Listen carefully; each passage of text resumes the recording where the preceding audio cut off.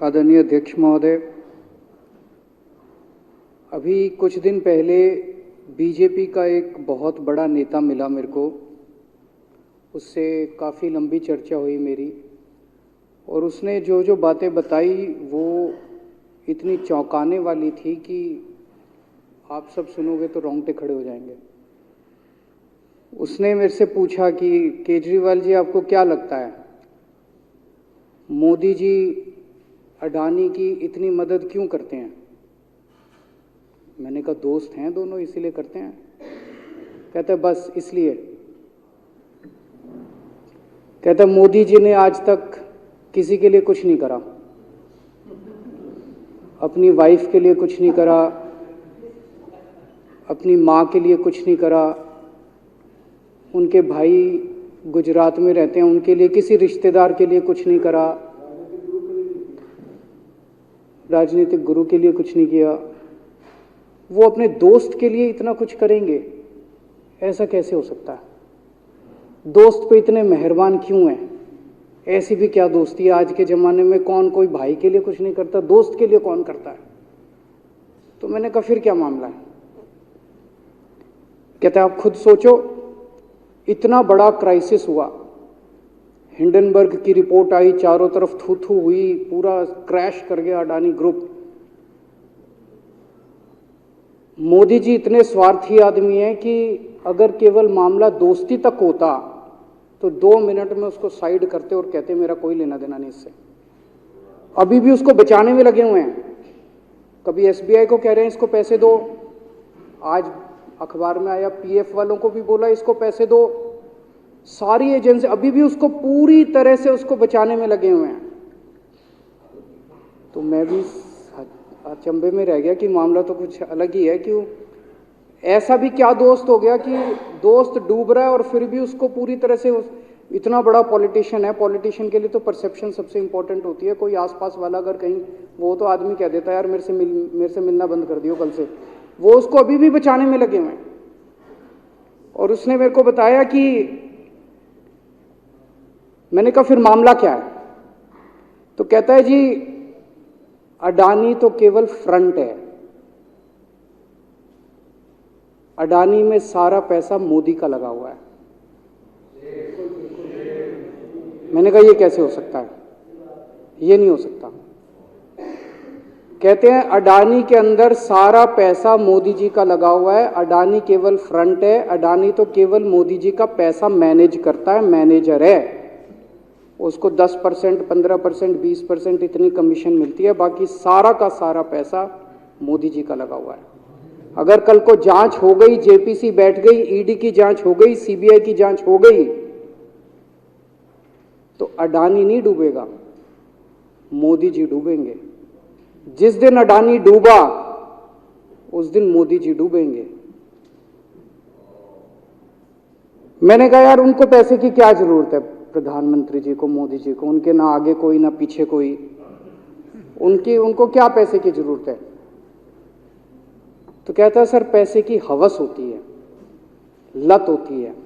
कहता है इतने दुनिया में इतने बड़े बड़े अमीर आदमी हैं, उनको कोई अब और पैसे की थोड़ी जरूरत है, लगे पड़े हैं सारे, और पैसा और पैसा और पैसा। बोला हवस होती है। बोला जिस दिन अडानी दुनिया का सेकंड रिचेस्ट मैन बना था, अडानी दुनिया का सेकंड रिचेस्ट मैन नहीं बना था, मोदी जी दुनिया के सेकंड रिचेस्ट मैन बने थे। और अब मोदी जी का ख्वाब है, उनका सपना है कि वो दुनिया के रिचेस्ट मैन बनना चाहते हैं। प्रधानमंत्री तो बन गए, वो दुनिया के रिचेस्ट मैन बनना चाहते हैं। फिर उसने मेरे को एक एक करके, मैं बड़ा धीरे धीरे उसकी बातों पे, पहले तो मैं एकदम शॉक हो गया ये कह क्या रहा है कि अडानी के अंदर सारा पैसा मोदी जी का लगा है। फिर वे धीरे धीरे उसने एक एक करके बातें खोल के समझानी चालू की। कहता है मोदी जी श्रीलंका गए, श्रीलंका के राष्ट्रपति राजापाक्सा हैं। राजापाक्सा को मोदी जी ने जबरदस्ती करके वहां का विंड प्रोजेक्ट अडानी को दिलाया। क्यों दिलाया? मैं आप लोगों से पूछना चाहता हूं, आप में से कोई विदेश जाएगा तो वहां की किसी एजेंसी को जबरदस्ती करके अपने भाई को, रिश्तेदार को ठेका दिला के आओगे क्या? ऐसे कोई करता है क्या? मोदी जी ने जबरदस्ती राजपाक्षा के ऊपर प्रेशर डाल के वहां का विंड प्रोजेक्ट अडानी को दिलाया। अडानी को नहीं दिलाया, खुद लिया वो प्रोजेक्ट। वो मोदी जी का प्रोजेक्ट है, वो अडानी का प्रोजेक्ट नहीं है। और ये बात कैसे निकली? वहां का जो बिजली बोर्ड है श्रीलंका का, जैसे अपने यहाँ स्टैंडिंग कमेटी है असेंबली की, पार्लियामेंट की स्टैंडिंग कमेटी है, वैसे उनकी भी पार्लियामेंट की स्टैंडिंग कमेटी होती है। तो वहां पे पार्लियामेंट की, श्रीलंका की पार्लियामेंट की स्टैंडिंग कमेटी ने जब उनके बिजली बोर्ड के चेयरमैन को बुलाया और बोले तूने ये प्रोजेक्ट अडानी को क्यों दिया, तो उसने कहा जी राजपाक्षा साहब ने मेरे को बुलाया था, उन्होंने कहा मोदी जी मेरे पे बहुत प्रेशर डाल रहे हैं कि ये प्रोजेक्ट अडानी को दो। मोदी जी बांग्लादेश गए, बांग्लादेश वालों को बिजली खरीदनी थी, 1500 मेगावाट बिजली 25 साल के लिए। मोदी जी ने वो प्रोजेक्ट भी अडानी जी को दिला दिया। अडानी को नहीं दिलाया, मोदी जी ने वो प्रोजेक्ट खुद लिया। 25 साल तक 1500 मेगावाट बिजली खरीदने का प्रोजेक्ट बांग्लादेश का, वो भी मोदी जी ले आए अपने नाम पे। इजराइल गए, इजराइल के साथ भारत ने कई सारे रक्षा सौदे किए, रक्षा सौदे, वो सारे के सारे रक्षा सौदे अडानी को दे दिए। अडानी को नहीं दिए, मोदी जी ने खुद लिए। अभी 2-3 साल पहले 6 एयरपोर्ट की नीलामी हुई प्राइवेटाइजेशन के लिए, सरकार ने उनकी नीलामी करी, भाई प्राइवेट प्लेयर आके लो। उसमें एक कंडीशन थी कि उसी को दिया जाएंगे ये एयरपोर्ट जिसने पहले एयरपोर्ट का काम कर रखा है। हर सरकारी ठेके में होती है, हम सड़क बनाते हैं, कहते हैं भाई सड़क, जिसको ठेकेदार को सड़क बनाने का एक्सपीरियंस है उसी को दिया जाएगा।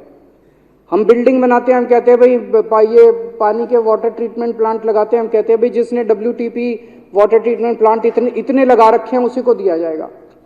हम सीवेज ट्रीटमेंट प्लांट बनाते हैं, हम कहते हैं जिसको 20 साल का एक्सपीरियंस है, 15 साल का है, उसी को। इसमें भी ये कंडीशन थी कि जिसने इतने साल तक एयरपोर्ट चलाने का काम कर रखा उसी को दिया जाएगा। अब अडानी ने तो कर नहीं, मोदी जी ने तो कर नहीं रखा था, अडानी ने तो कर नहीं रखा था, तो क्या करते? आखिरी मोमेंट पे वो कंडीशन हटा दी गई, बोले कोई एक्सपीरियंस की जरूरत नहीं है। 6 एयरपोर्ट नीलामी पे थे, 6 के 6 एयरपोर्ट अडानी को दे दिए, अडानी को नहीं दिए।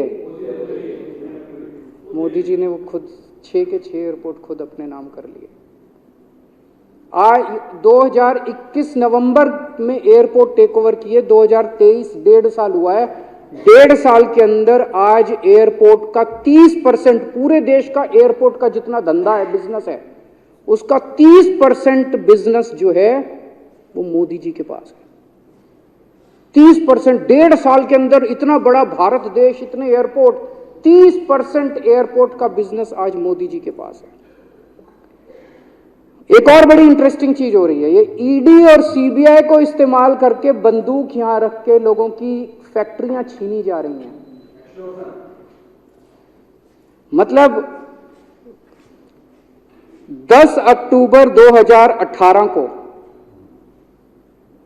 10 अक्टूबर 2018 को कृष्णापट्टनम पोर्ट के ऊपर इनकम टैक्स की रेड हुई और 6 अप्रैल 2020 को 1.5 साल बाद वो पूरा एयरपोर्ट अडानी ने खरीद लिया। उसके यहां बंदूक रख के उसको कहा या तो दे दे और या जेल। तो वो अडानी ने नहीं खरीदा, वो मोदी जी के पास चला गया कृष्णापट्टनम एयरपोर्ट। 10 दिसंबर 2020 को एसीसी और अंबुजा सीमेंट पे रेड हुई और 2 साल बाद 16 अक्टूबर 2022 को दोनों सीमेंट प्लांट मोदी जी के पास चले गए। 2020 जुलाई को मुंबई एयरपोर्ट का मालिक था जीवीके, उसके ऊपर सीबीआई और ईडी की रेड हुई, एफआईआर हुई और 1 महीने बाद मुंबई एयरपोर्ट जो है वो मोदी जी के पास चला गया, अडानी के पास चला गया।